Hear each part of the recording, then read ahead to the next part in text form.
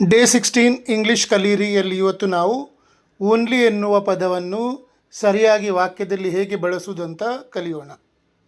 Only I eat idli, ಇದು ವ್ಯಕ್ತಿಯ ಬಗ್ಗೆ. ಓನ್ಲಿ ಐ ಈಟ್ ಅಂದರೆ ನಾನು ಒಬ್ಬನೇ ತಿನ್ನುವುದು, ಬೇರೆ ಯಾರೂ ತಿನ್ನೋಲ್ಲ. ಎರಡನೇ ವಾಕ್ಯ, ಐ ಓನ್ಲಿ ಈಟ್ ಇಡ್ಲಿ, ಇದು ಕೆಲಸದ ಬಗ್ಗೆ. ಓನ್ಲಿ ಈಟ್, ಐ ಓನ್ಲಿ ಈಟ್, ನಾನು ಬರೀ ತಿಂತೇನೆ ಅಷ್ಟೇ, ಬೇರೆ ಕೆಲಸ ಮಾಡೋಲ್ಲ. ಮೂರನೇ ವಾಕ್ಯ, ಐ ಈಟ್ ಓನ್ಲಿ ಇಡ್ಲಿ, ಇದು ವಸ್ತುವಿನ ಬಗ್ಗೆ. Only idli, I eat only idli, ನಾನು ಇಡ್ಲಿ ಮಾತ್ರ ತಿಂತೇನೆ, ಬೇರೆ ಪದಾರ್ಥ ತಿನ್ನೋಲ್ಲ.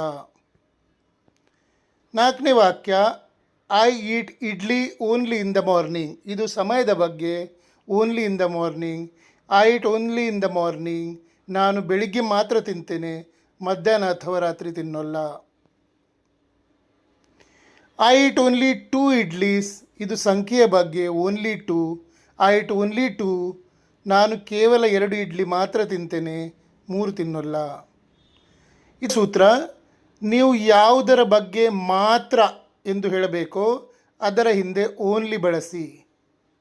ಈಗ ನಮ್ಮ ದಿನನಿತ್ಯದ ಮಾತುಗಳಲ್ಲಿ ಆಲ್ವೇಸ್ ಯಾವಾಗಲೂ ಮತ್ತು ನೆವರ್ ಎಂದಿಗೂ ಇಲ್ಲ ಪದಗಳನ್ನು ಬಳಸುವ ವಿಧಾನ ಇಲ್ಲಿದೆ, ಇದನ್ನು ಕಲಿಯೋಣ. ಆಲ್ವೇಸ್ ಅಂದರೆ ಯಾವಾಗಲೂ, ಇದು ಸಾಮಾನ್ಯವಾಗಿ ಕೆಲಸವನ್ನು ತಿಳಿಸುವ ಪದ.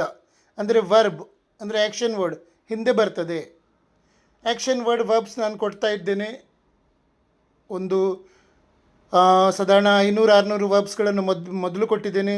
ಈಗ ವರ್ಬ್ಸ್ ಆ್ಯಂಡ್ 3 ಫಾರ್ಮ್ಸ್ ಕೊಡ್ತಾ ಇದ್ದೇನೆ, ಅದನ್ನು ಸಹ ಓದ್ಕೊಳ್ಳಿ.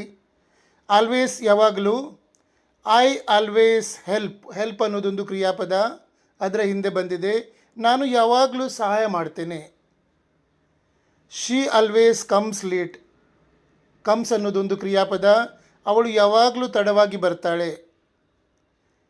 Always speak the truth, speak ಅನ್ನೋದೊಂದು ಕ್ರಿಯಾಪದ, ಅದರ ಹಿಂದೆ ಬಂದಿದೆ. ಯಾವಾಗಲೂ ನಿಜವನ್ನೇ ಮಾತನಾಡು. ನೆವರ್ ಅಂದರೆ ಎಂದಿಗೂ ಇಲ್ಲ. ನೆವರ್, ಇದು ಒಂದು ಕೆಲಸವನ್ನು ನಾವು ಮಾಡುವುದೇ ಇಲ್ಲ ಎಂದು ಹೇಳಲು ಬಳಸುತ್ತೇವೆ. ಮಾಡುವುದೇ ಇಲ್ಲ. ಐ ನೆವರ್ ಟೆಲ್ ಲೈ, ನಾನು ಎಂದಿಗೂ ಸುಳ್ಳು ಹೇಳುವುದಿಲ್ಲ. ಹಿ ನೆವರ್ ಸ್ಮೋಕ್ಸ್, ಅವನು ಎಂದಿಗೂ ಧೂಮಪಾನ ಮಾಡುವುದಿಲ್ಲ. ನೆವರ್ ಗಿವ್ ಅಪ್, ಎಂದಿಗೂ ಸೋಲೊಪ್ಪಿಕೊಳ್ಳಬೇಡ. ನಿಮಗೆ ಇನ್ನೂ ಹೆಚ್ಚು ಇಂಗ್ಲೀಷ್ ಕಲೀಲಿಕ್ಕಿದ್ದರೆ ನನ್ನ ಈ ಕೋರ್ಸ್ ಫಾಲೋ ಮಾಡಿ. ನಾನು 15 ದಿನ ನಿಮಗೆ ಇದರಲ್ಲೇ ಗ್ರಾಮರ್ ಎಲ್ಲ ಹೇಳಿಕೊಟ್ಟಿದ್ದೇನೆ. ಡೇ 15ವರೆಗೆ. ಈಗ 16ನಿಂದ ನಾನು ಕೆಲವು ಟ್ರಿಕ್ಕಿ ಶಬ್ದಗಳನ್ನು ಇಂಗ್ಲೀಷಲ್ಲಿ ಹೇಗೆ ಉಪಯೋಗಿಸುವುದಂತ ಹೇಳಿಕೊಡ್ತಾ ಇದ್ದೇನೆ. ಮತ್ತು ನಾನು ಈಗ ಇನ್ನೊಂದು ಕೋರ್ಸ್ ಅಂದರೆ ಏನೂ ಬರದವರಿಗಾಗಿ ABCD ಇಂದ ಸ್ಟಾರ್ಟ್ ಮಾಡ್ತೇನೆ. ಅದರಲ್ಲಿ ನಾನು ಸ್ಪೆಲ್ಲಿಂಗ್ ಹೇಗೆ ಬರೆಯುವುದಂತ, ಸ್ಪೆಲ್ಲಿಂಗ್ನಿಂದ ಶಬ್ದ ಹೇಗೆ ಮಾಡೋದು, ಶಬ್ದದಿಂದ ವಾಕ್ಯ ಹೇಗೆ ಮಾಡೋದು, ವಾಕ್ಯದಿಂದ ಇಂಗ್ಲೀಷ್ ಹೇಗೆ ಮಾತನಾಡೋದಂತ ನಾನು ಏನು ಬರದವರಿಗಾಗಿ ಒಂದು ಕ್ಲಾಸ್ ಸ್ಟಾರ್ಟ್ ಮಾಡ್ತಾ ಇದ್ದೇನೆ.